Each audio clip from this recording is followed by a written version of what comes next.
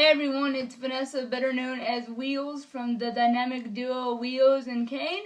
And if you watched the video yesterday, you would know that I promised you guys a Mockingjay Part 1 movie review. So what I'm going to do is give my overall thoughts about it, and then I'm going to go a little bit into spoilers, but I'll give you guys time to leave before I do that. First of all, this movie was stellar acting by Jennifer Lawrence, Liam Hemsworth, Josh Hutcherson, Elizabeth Banks, Woody Harrelson, the late great Philip Seymour Hoffman, Julianne Moore, Willow Shields. I feel like I'm forgetting so much people. Sam Claflin, even Jenna Malone, even though she's literally in it for like 5 seconds. Props to her as well. Everyone really was stellar and literally brought so much more depth into their characters, especially because this is a book where everyone is changing, which means it would be a movie where everyone is changing. And that's the thing.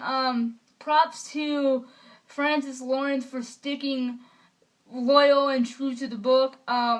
This book is my favorite book in the series, so I was really excited for this movie, and the movie is exactly like the book. It's a little bit slow at some parts, but that's how the book was, so that's to be expected, especially because the main character, Katniss Everdeen, is going through this huge change of depression, and she's like this shell of her former self, and she's worried about PETA, and she's adjusting to District 13, and the same can be said for Finnick Ogier, which is played by Sam Claflin. I don't know, the whole movie was great.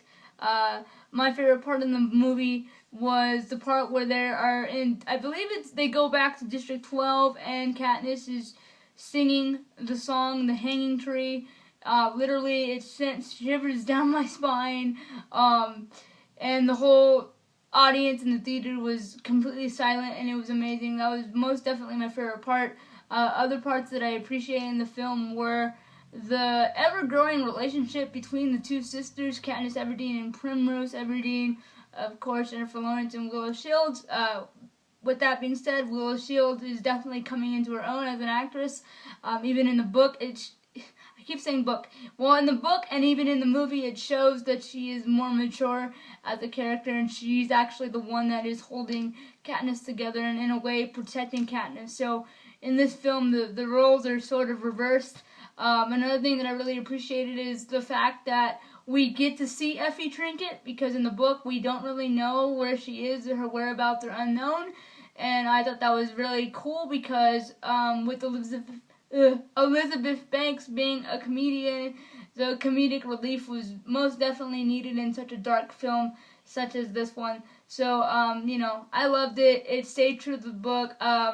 Just every scene had me, like, intense. Towards the end of the movie, where the rescue mission happens, where they're trying to rescue PETA, I was like, I was like, there was like a guardrail where I was because I was on the balcony, and I was literally like holding it, shaking it back and forth because of how intense it was.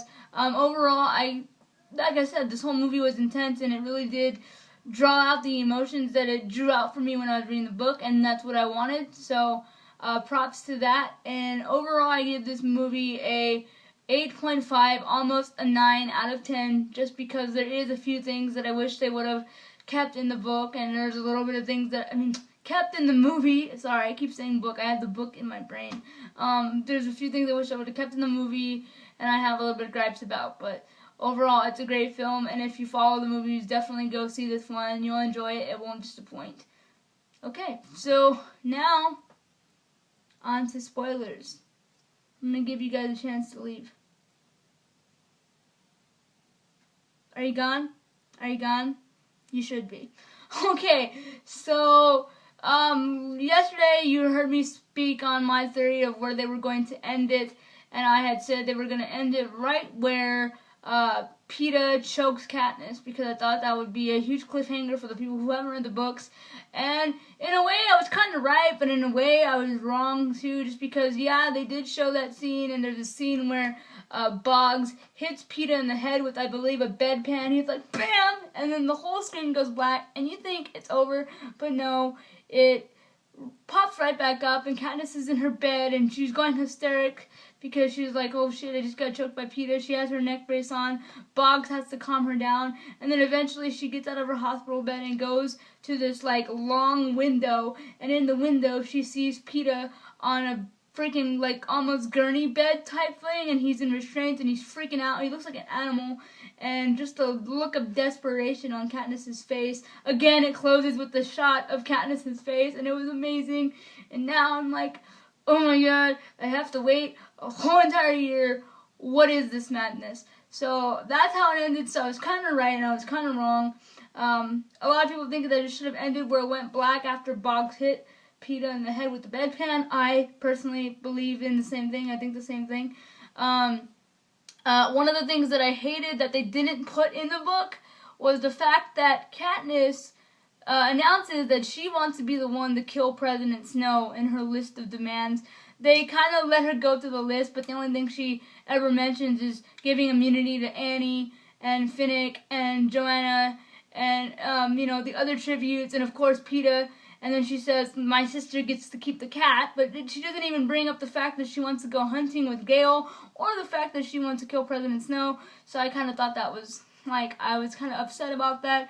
Another scene that they left out that I really wanted to see was where Katniss's prep team is, pretty much being tortured in the dungeon with all their feces and stuff, and they're skinny and all that stuff. They don't even show Katniss's prep team at all in the film, which I was like, I don't get it, I don't understand it, or whatever.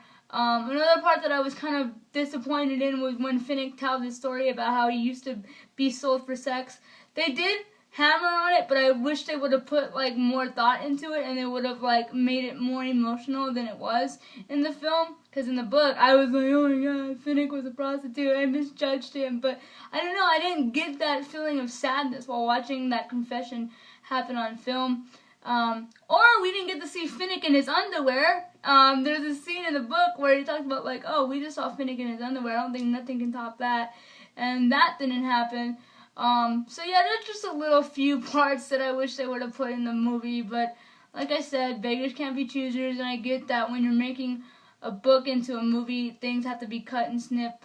But overall, I thought it was amazing. Oh my god, the part where they're in District 8 and then the bombing happens on the hospital, and then when Katniss is shooting the propo and she's like,